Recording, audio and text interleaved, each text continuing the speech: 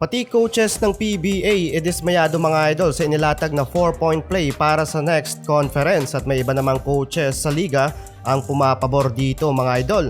Sa malaking dilemang kinakaharap ngayon ng liga isa sa naisip na solusyon ng management ng PBA para mapanumbalik ang sigla ng liga etong 4-point play sa regular season. Ang 4-point play mas mataas sa kadalasang nakikita nating 3-point shot ng isang manlalaro. Bali magdadagdag sila ng another arc line sa likod ng 3-point arc. For the first time in the history ng basketball, PBA lamang ang gagawa nito sa regular season. Kahit ang first pay-to-play na Pro League ang NBA ay never ginawa ito sa serious game. Kadalasan lang itong ginagawa sa mga all-star game kung saan hindi naman ganon ka-big deal ang laban.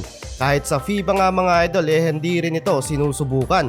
Sa aking opinion mga idol, may maganda din itong maidudulot sa liga lalo't first time ito sa regular season at interesting din naman kung ano ang mangyayari. Isa sa advantage nito sa liga magkakaroon talaga dito ng man-to-man play. Bantay sarado ika nga lalo kung yung team na maglalaban meron talagang lehitimong gunner outside the paint. Pero ang downside nga nito masyadong nakakalito ito sa player with double lining para sa long range shooting. At isa pa aasa sa tsamba ang kupunan, pukol lang ng pukol ng long range shot. Mawawala yung tactics sa offensive and defensive play, mawawala din ang hustle, dribble, drive at mga malalalim na dukot at pamatay na layup. Worst case scenario pa pag nasanay ang mga PBA player na kabilang sa Gilas Pilipinas, malaking adjustment na naman ito ng ating national player para sa mga FIBA event.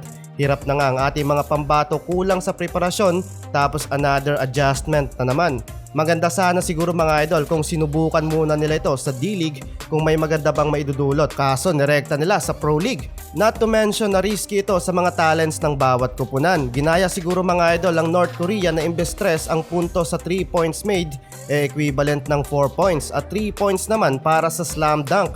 Sa naging desisyon ng board members, naging katawa-tawa ito mga idol sa mga PBA fans. Maraming dismayado at nagalit sa pag-implement ng bagong gameplay. At may iba naman na medyo pabor sa bagay na ito. Hindi rin ito nakaligtas sa mismong coaches ng PBA. Sina Coach Jong Oichiko, Coach Trillo, Coach Jamai, Coach Cardel medyo pabor sa bagay na ito. Kahit nga si Coach Chot Reyes hindi alam ang mangyayari. Pero at least daw may bagong sinubukan ng PBA.